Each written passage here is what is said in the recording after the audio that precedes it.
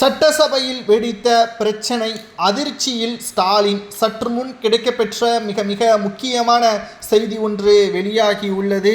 2026 சட்டசபை தேர்தலுக்கு முன்பாக தற்பொழுது 2வது நாள் சட்டசபை கூட்டத்தொடர் இன்று நடைபெறுகிறது.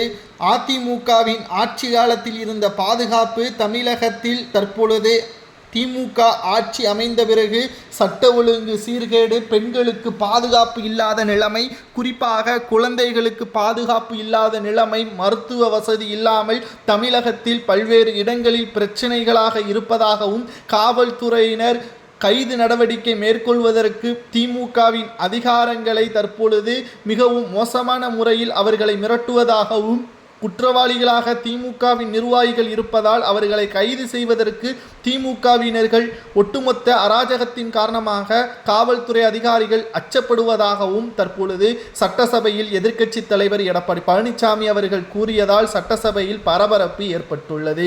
மேலும் பிரச்சனையாகவும் சட்டசபை மாறியுள்ளது.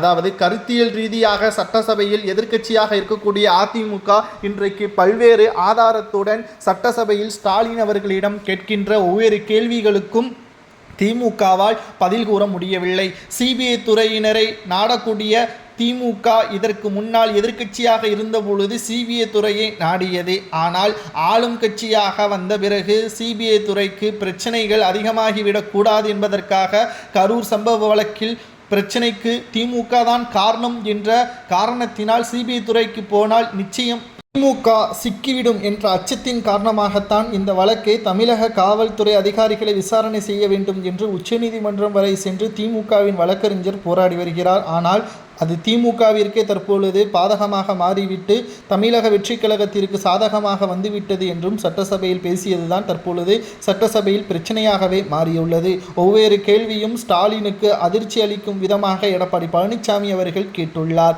மேலும் அனைத்து குடும்ப தலைவிகளுக்கும் 1000 ரூபாய் என்று கூறினீர்கள், அது முழுமையாக வழங்கப்பட்டதா? சொன்ன வாக்குறுதிகளை வெள்ளை அறிக்கையாக பொதுவெளியில் வெளியிட முடியுமா? நீங்கள் ஓட்டுக்கள் கேட்கக்கூடிய பிரச்சார கூட்டத்தில் அந்த வெள்ளை அறிக்கையை கொண்டு செல்ல முடியுமா என்று அடுக்கடுக்கான கேள்வியால் ஸ்டாலினை திணற வைத்துள்ளார் எடப்பாடி பழனிசாமி அவர்கள். சட்டசபையில் இன்று எடப்பாடி பழனிசாமியின் வாதங்கள் நிச்சயமாகவே பேசக்கூடிய பொருளாகவே மாறியுள்ளது என்றே நம்மால் கூற முடியும். ஏனென்றால் எதிர்க்கட்சியாக எடப்பாடி பழனிசாமி அவர்கள் தற்பொழுது முழுமையாக செயல்பாற்று கொண்டிருக்கின்றார். ஒவ்வொரு கேள்விகளும் திமுகவிற்கு பதில் கூற முடியாமல் உள்ளது என்பதையும் தற்பொழுது நம்மால் பார்க்க முடிகிறது. 2026 சட்டசபை தேர்தலில் அதிமுகவின் தலைமையில் மெகா கூட்டணி வரும். அதில் விஜய் அவர்களும் பங்கேற்பார் என்ற தகவலும் கிடைக்கப்பெற்றுள்ளது. சட்டசபையில் நடந்த எடப்பாடியின் கேள்வி சரியா தவறா என்பதை கூறுங்கள்.